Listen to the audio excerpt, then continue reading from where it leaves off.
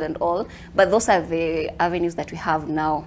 Another issue that has been raised about how to follow up or get remedies when you're having online gender-based violence attacks online is that there's so much burden that is put on the victim and very less emphasis on punishing the perpetrator.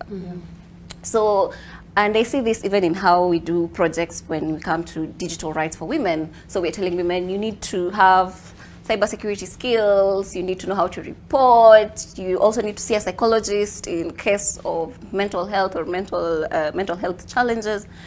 What are we doing about the perpetrators? What are we doing about the laws that we have for punishing perpetrators or tracing perpetrators now that it is online and you need to find them offline? So these are the new conversations that are coming up on online gender-based violence, and I think we should not ignore them. I think we need to start thinking of a more harmonious legislation on online gender-based related violence. I say this because we have the Criminal Code, we have the Sexual Offences Act, we have you know, all these and other countries like the UK are now discussing online safety bill. They are trying to harmonize everything to do with the online environment in one piece of legislation. So I think that's where the conversation is going, and these pieces of legislation must lay out how do I go against the big tech, how or which channels should we have. I'm thinking of how we have very robust gender desks at police stations. Should we start having these gender desks being equipped to understand online gender-based violence as well? Because largely our lives are online. Before, we never thought that a picture of yours leaking on the internet could be as damaging. We thought gender-based violence is being beaten, you know, we thought about it in a very physical way, but it is not physical. It is both physical and virtual. And sometimes you find that what happens online spills over to the offline. You've talked about the right to privacy. What happens when someone shares your home address on the internet? Everyone now knows where you live, right? That is a security risk.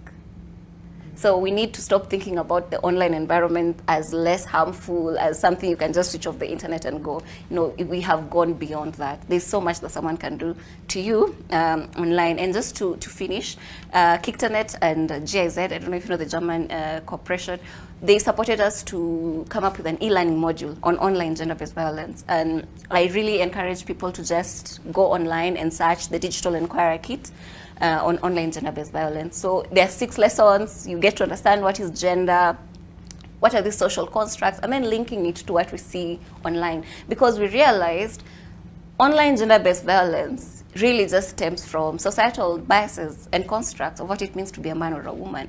So if people think women should be cooking in the physical world, when they see you online being vocal about Azimio and, you know, whichever political party, they'll tell you go and cook. Go to the kitchen, okay? So these are not attitudes that stem on the online environment. These are attitudes we had offline. So we need to stop thinking that when you come to the online environment, you're meeting new people, and offline you're meeting the same people.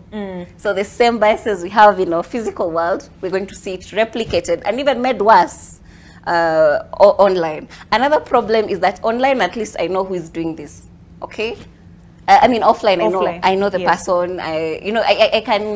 I know, I have an idea. Online, this could be some new accounts created solely for the purpose of trolling you.